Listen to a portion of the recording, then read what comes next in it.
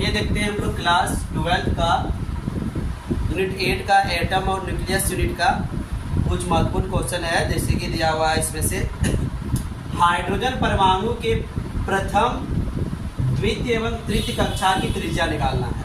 पहला, दूसरा और तीसरा कक्षा का त्रिज्या हमें निकालना है। तो रेडियस का फॉर्मूला क्या होता है?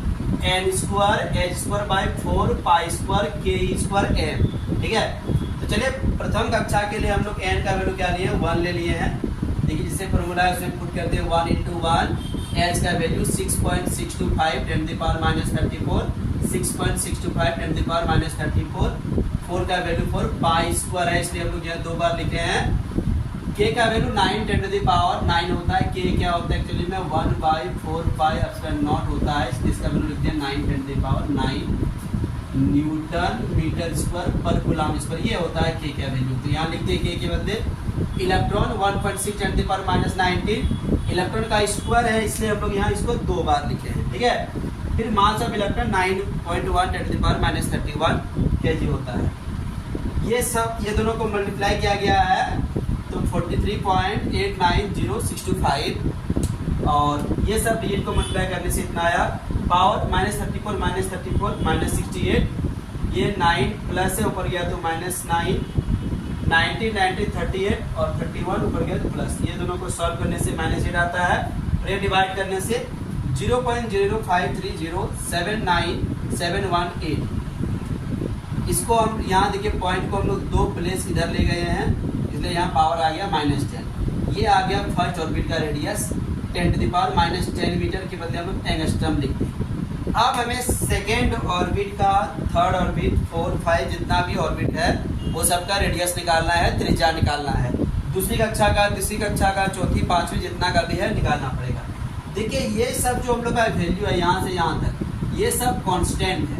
एच भी कांस्टेंट 4 पाई, और यहाँ देखिए फर्स्ट ऑर्बिट के लिए एन का वैल्यू 1 रखें, तो 1 अगर रखेंगे तो इसका वैल्यू क्या आ जाएगा? यही आ जाएगा, सेम ही आएगा। मतलब ये जो कांस्टेंट टर्म का वैल्यू हम लोग का ये आ गया 0.53 10 की पावर -2।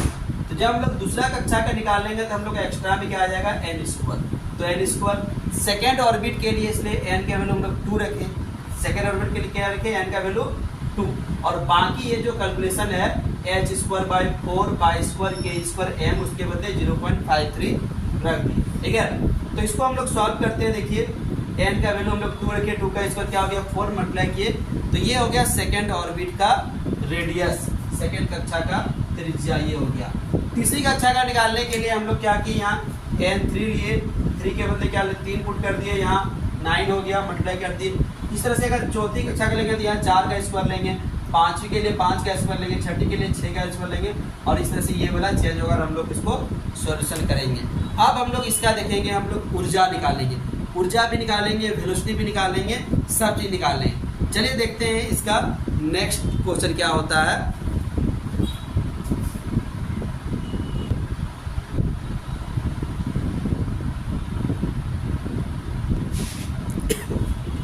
अब हम लोग देखेंगे हाइड्रोजन के विभिन्न कक्षाओं में इलेक्ट्रॉन किस वेग से गति करता है, इलेक्ट्रॉन का वेलोसिटी क्या होता है।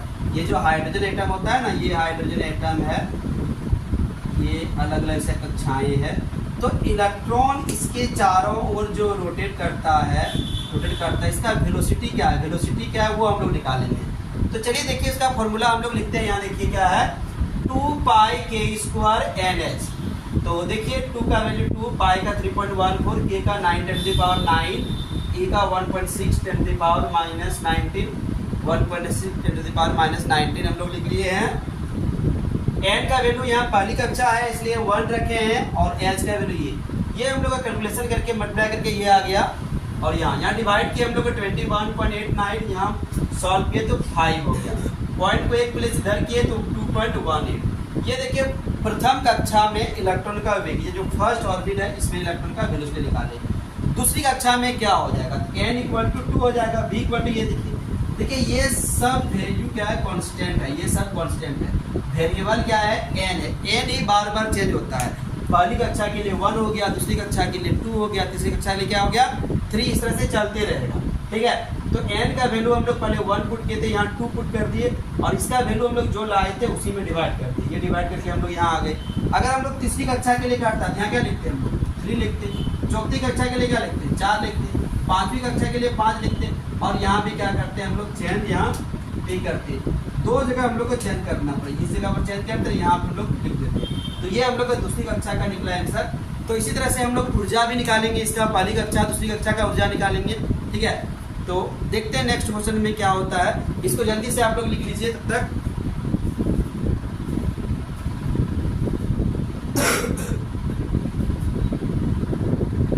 यहाँ देखिए तो इलेक्ट्रॉन की ऊर्जा निकालना है। हाइड्रोजन परमाणु के विभिन्न कक्षाओं में इलेक्ट्रॉन की ऊर्जा हमें निकालना है। तो चलिए देखते हैं क्या होता है, ऊर्जा कैसे निकलता है। देखिए क्या इसका फॉर्मूला है, En = -2 pi square k square e to the power 4 m n square h square. चलिए सबका वैल्यू करते हैं। 2 का 2 pi square 3.14 3.14 k square 9 × 9 9 × 9 e to the power 4। तो इसको 4 बार लिखे, 1 बार 2 बार 3 बार 4 बार। और मास ऑफ इलेक्ट्रॉन 9.1 × 10⁻31। नीचे n स्क्वायर 1 का square h square plan quarter का स्क्वायर, सब चीज का मल्टीप्लाई करके ये आ गया। ठीक है, सारा पावर 9 9 और 34 34 68 ऊपर गया प्लस 19 19 19 4 टाइम्स 76 और ये 31।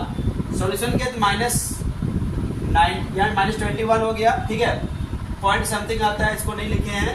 या देखिए पॉइंट इसमें कहीं नहीं है, तो इसका मतलब लास्ट में पॉइंट है, यहाँ पॉइंट एक्चुअली में ये पॉइंट को 2 इसलिए इधर लिए हैं, इसलिए यहाँ +2 कर दिए और यहाँ 19 आ गया है। ये हम लोग का आंसर आ गया इतना जूल एनर्जी। अब इस जूल को इलेक्ट्रॉन वोल्ट में बदलने के लिए इलेक्ट्रॉन से डिवाइड कर दिए, ये देखिए से डिवाइड किए तो इतना इलेक्ट्रॉन वोल्ट आया, अप्रोक्सीमेट इतना आया।